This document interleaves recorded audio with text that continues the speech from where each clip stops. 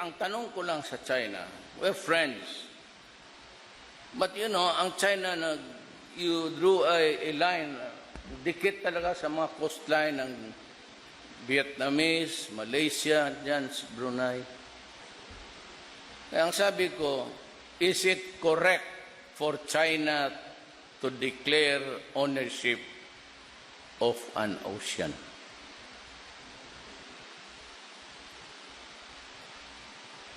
Ako ang moderator for China sa ASEAN. But I'm posing this question. Kaya mo ba mag-claim ng ownership ng ocean? Because nobody can prevent America from claiming a third of the Pacific Ocean. Ako naman dito, pagpasok mo galing Palawan, galing India, papunta ka ng Silibis dito sa, palabas ka ng Mindanao, Pacific. Iikot ka ng ganon, pasok ka dyan, doon ka bandang ulo, tapos Silibis. Dito banda, tingnan ninyo yung mapa, it is the Sulu Sea.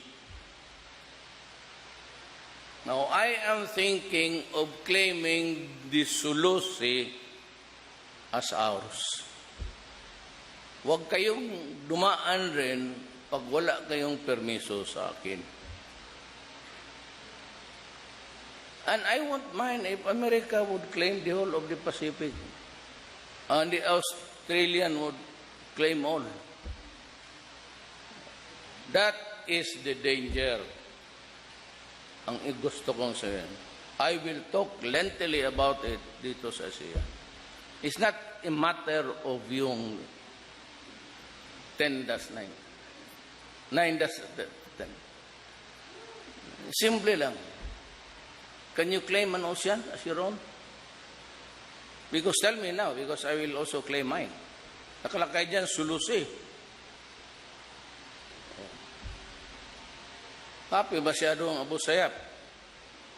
Diyan na lang kayo mangisda. Huwag kayong papasok. Anybody magpasok dyan,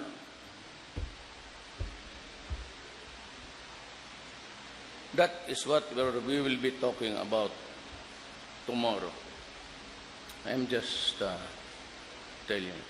Maraming salamat.